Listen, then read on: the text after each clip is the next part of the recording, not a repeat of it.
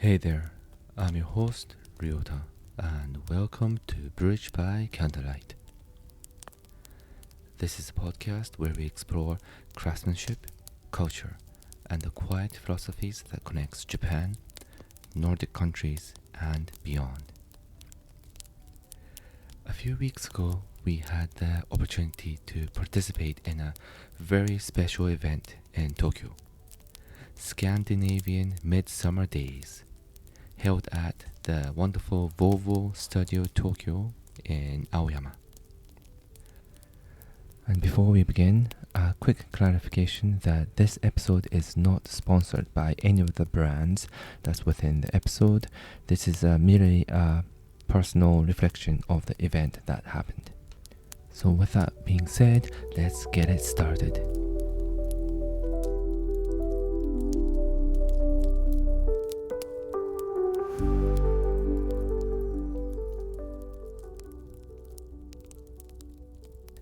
Most people know Volvo as a car company, and rightly so. But Volvo Studio Tokyo is actually much more than a showroom.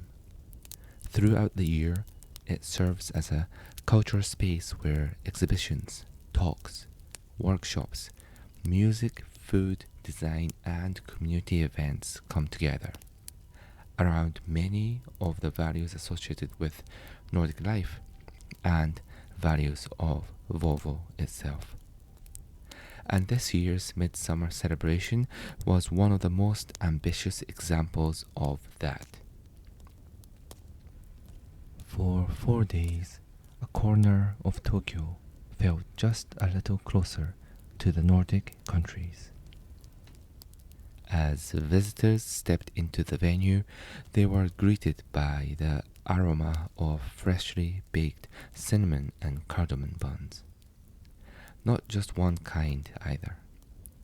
Several bakeries came together to create a Nordic cinnamon roll marché, where visitors could compare different styles side by side. Some were sweeter, some featured cardamom more prominently than cinnamon. Some followed very traditional Nordic recipes, and others, they offer more modern interpretations. And somehow, people ended up discussing pastries with the same enthusiasm usually reserved for wine tasting. It was so wonderful to watch. Nearby, visitors sampled Nordic-inspired food and drinks as well. Many encountered pickled herrings for the very first time. Others discovered Nordic beers, Finnish gin cocktails.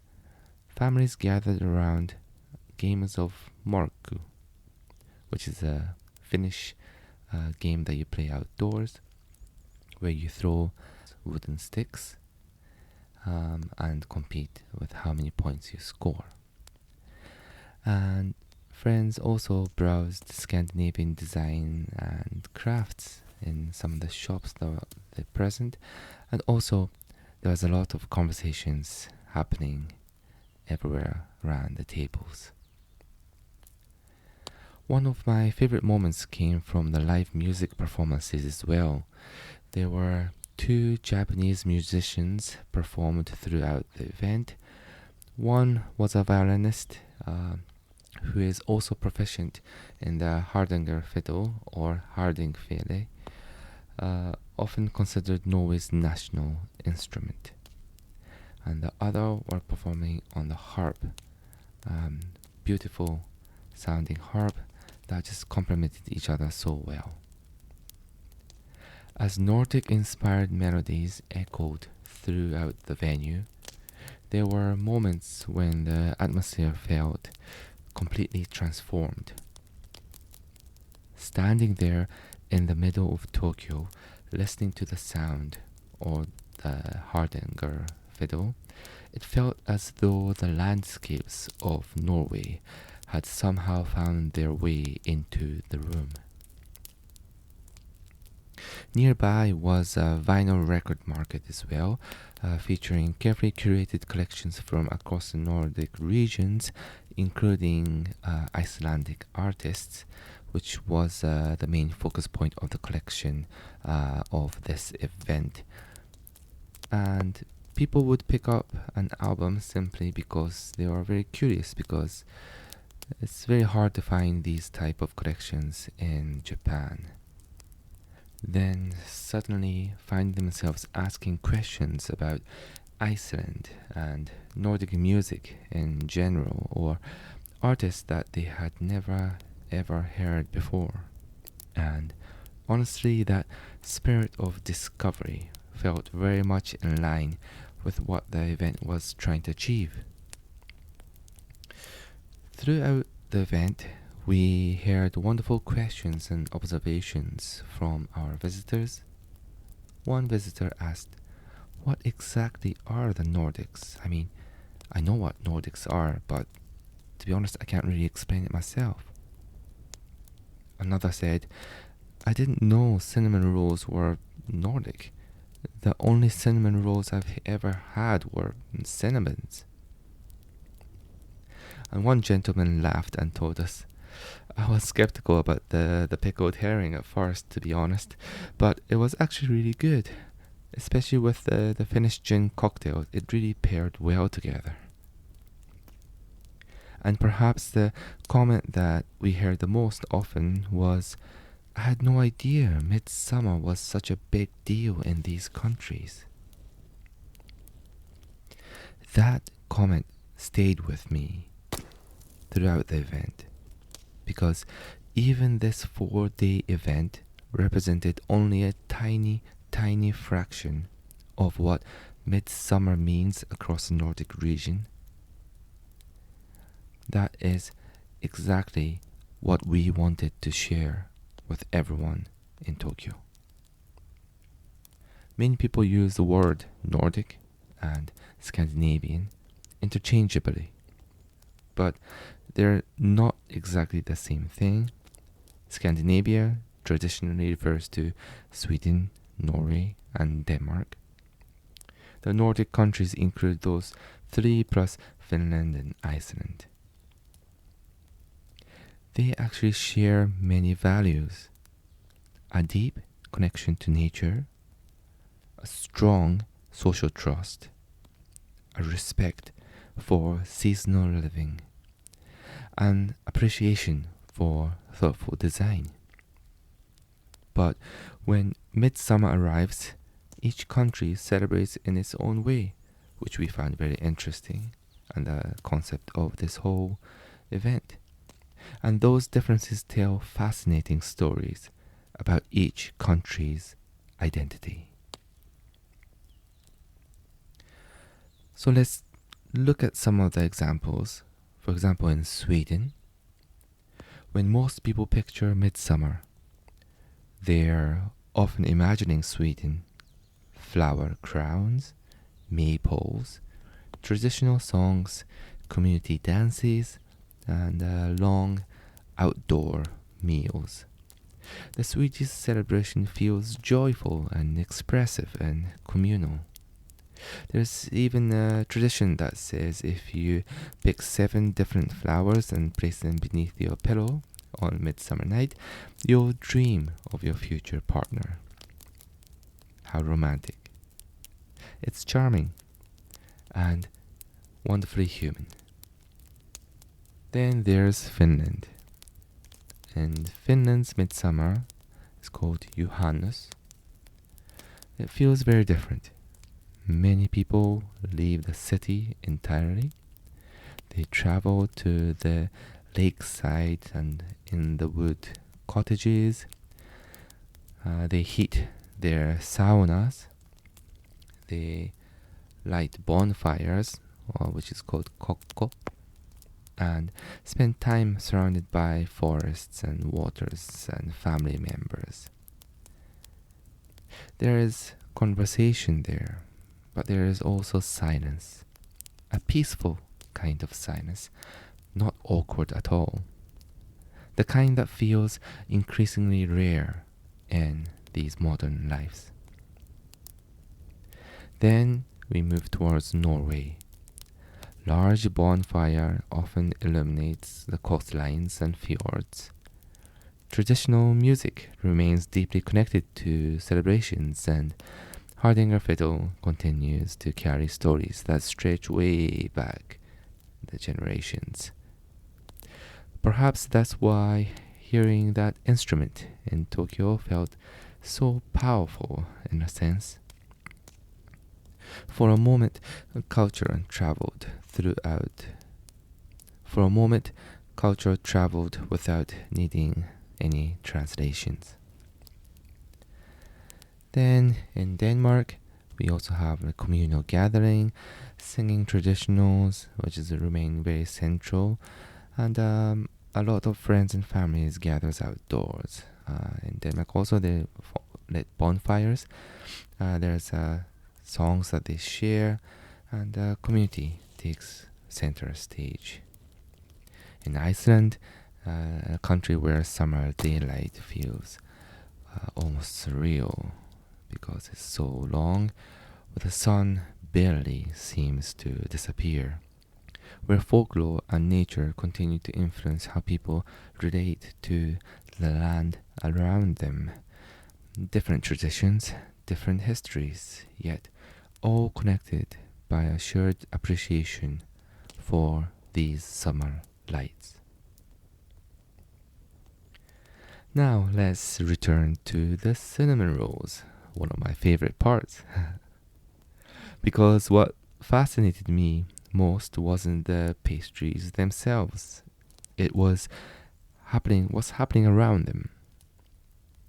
People compared flavors, shared recommendations, bought extra rolls for their families and friends waiting at home, and started a conversation with complete strangers there. Who knew that cinnamon rolls would have such power? And that naturally leads us to one of the most misunderstood Nordic concepts, in my opinion, Fika. Fika is often translated as just a coffee break. It's a Swedish term, but that's not really what it means. Of course, coffee is involved, pastries are involved, but Fika is ultimately about creating space. Creating space to connect, creating space to pause, space to be present with another person. And during this event, I realized something.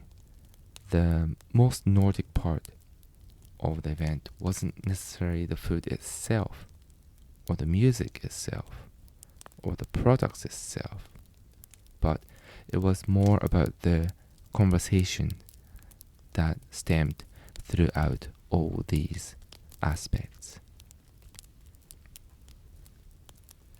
Now let's talk about the pickled herrings, which a lot of people might not know, because a lot of listeners here probably never even heard of these Nordic pickled herrings. Historically, preserved fish helped Nordic communities survive long winters. What began as necessity eventually became a tradition. And today, when herrings appear on a midsummer table, it's more than food. It's history. It's memories. It's a culture that passed from one generation to another. In some ways, it reminds me of Japanese osechi cuisine, which is also very traditional and people eat and start of the year, New Year's. It's food that tells a story. That's a very powerful type of food. And also, it does help that each food tasted amazing. Now, another crowd favorite was Mölkky. And honestly, its popularity didn't surprise me. All the listeners out here, you might never heard of it. But actually, it has been quite reasonably popular in Japan. It has even been featured on TV a lot, and a lot of the younger generations have been taking it up as their favorite pastime. And a family favorite because children can play, parents can play, and grandparents can play also. There's not much border for this sport, and that's one of the beautiful things about it. People who have never met before can play together as well. The game creates laughter almost instantly. The sound of the Mölkky, the wooden pole, hitting all the other wooden sticks, it just sounds calming as well. And perhaps that's exactly why it fits into this midsummer event so perfectly. Because the point isn't really about winning, although you did win something special when you scored over a certain point. But the whole point was being together with your family or even with strangers. Yeah, it was really lovely. If you never ever played it before, I would highly recommend you trying it once. As we reflect on the event, one realization kept returning to me. The most important part of midsummer isn't the food, or the music, or the flower crowns, or the bonfires, or even the candles. Those little things matter, but they are not the destination. They are merely an invitation to gather, invitation to connect, invitation to appreciate a season that it won't last forever. And that's why it's so beautiful. And perhaps that's why these traditions continue to resonate today. Not because they're old, but because they're timeless. To everyone who joined us during Scandinavian Midsummer Days, thank you from the bottom of the heart. It was wonderful to have you there and share some conversations and smiles and laughter with you. To the musicians, to the bakers, to all the exhibitors, the organizers and the team at Volvo Studio Tokyo, thank you.